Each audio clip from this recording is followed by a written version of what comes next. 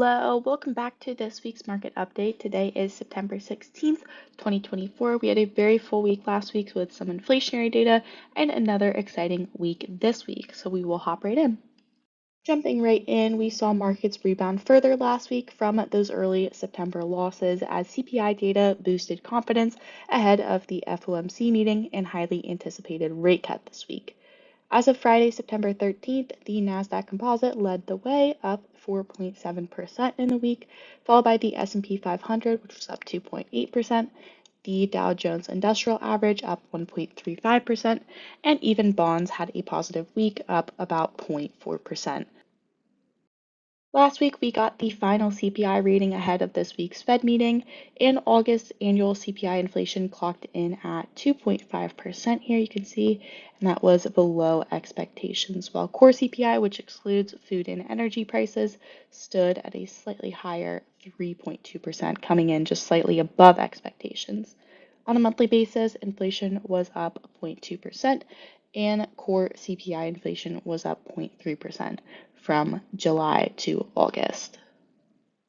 Breaking down the August CPI a little bit further, what led to this 2.5% headline number, we saw food inflation at just 2.1%, and that was mostly led by restaurant inflation, up 4% from a year ago, while food at home, which means groceries, was up less than 1% from a year ago. So good news at the grocery stores. We also saw energy down significantly from a year ago, down 4% from August of 2023. That was mostly led by gasoline and fuel oil, down in the double digits, lower than a year ago. Other things like new vehicles were also down from a year ago. Used vehicles continue to be a kind of bearish market with the 10.4% drop in used vehicle prices from a year ago. Other things, though, like shelter, are still up and holding the CPI higher, up 5.2% from August of 2023. And that is the largest kind of portion of consumers' wallets. So when you have the largest chunk of consumer spending still up 5% from a year ago, again, that's what's really keeping the CPI higher. And we'll take a look at that in the next slide. A little bit further on that, just to show how much shelter is really holding up the CPI here, you can see the consumer price index without the category of shelter. It has been below 2.5% since spring of 2023 here. So really the last leg of inflation has been driven by shelter inflation as well as volatile energy prices. You can see now that the CPI excluding shelter is below 2%. So really shelter continues to be one of the primary drivers of this last leg of inflation.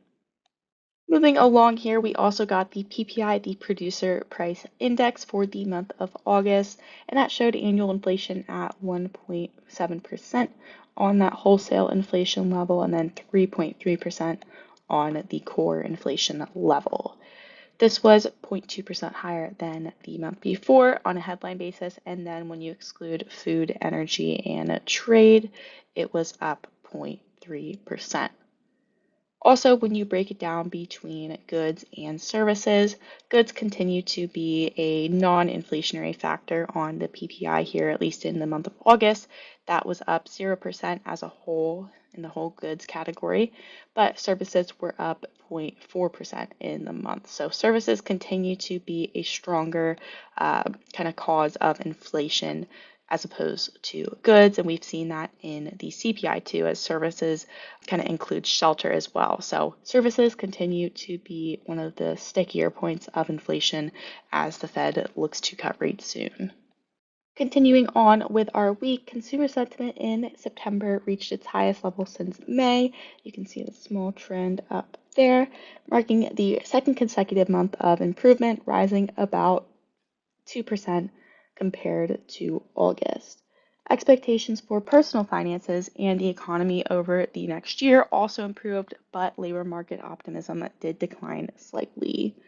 The overall trend, though, has been positive since 2022. You can see this larger trend moving upwards, not without its bumps, though. You can see definitely some volatile action in the consumer sentiment index, but consumer sentiment is about 40% higher than where it was in June of 2022 here. So overall, a positive trend, but not up to these pre-pandemic levels of consumer sentiment.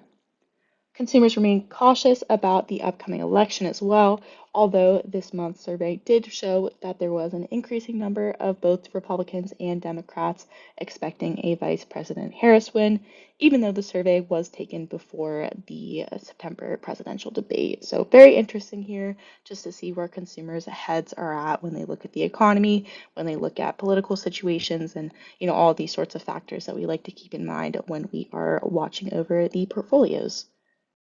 The Conference Board's Employment Trends Index rose in the month of August, reflecting an increase in household spending and production that have kept the labor market steady.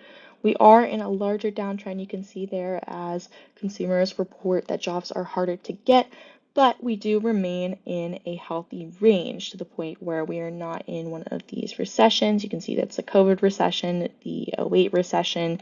We are still in a very healthy range of labor market conditions. So if we continue to trend down, that could be a bearish sign, but for now, it does show stability and even some growth in the labor market according to this index.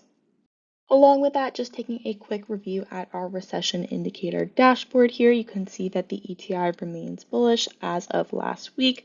We have one other bullish factor. We have 4 bearish factors here, and then we have 2 neutral. So overall, we are very cautiously optimistic. We see some negatives, some positives ahead. Definitely not growing at an extremely fast pace of the US economy, but we may also not be headed for a recession. So it'll be really interesting to see how the Fed approaches their meeting this week, and we'll take a look at the expectations for that in the next slide. Last but not least, we do have a Federal Reserve meeting this week, which will surely be a large catalyst in what the market does in the second half of the week. You can see here the light blue box is the expectations. Just a week ago from Friday here, the market was pricing in a 70% chance of a smaller 25 basis point rate cut. Now we're pricing in just a 55% chance of that smaller rate cut. On the other hand, you can see the chance of a larger 50 basis point rate cut has increased as well. So really interesting to see here. My hunch is the Fed probably will go into a 25 basis point rate cut, but truly no one knows until Wednesday, and we will definitely keep an eye out for that.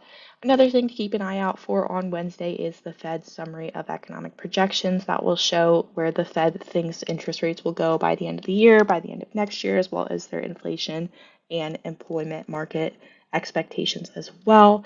So really important stuff going on this week, and we will continue to monitor as we always do. Thank you so much for tuning into this week's market update, and we look forward to providing another update to you very soon. The information you have heard is the view of Synergy Asset Management as of the date of publication. These views and opinions are subject to change without notice. Investors should not act on any recommendation, express or implied, or information in this material without obtaining specific advice from their financial advisors and should not rely on information herein as the primary basis for their investment decisions. Information contained herein is based on data obtained from publicly recognized sources and is believed to be reliable and is not expected to be updated after initial publication. This information has not been independently verified, and Synergy makes no representations or warranties as to its accuracy. The material has been prepared solely for informational, educational, and market commentary purposes and is not a solicitation of advisory services or an offer to buy or sell any security or to participate in any trading strategy.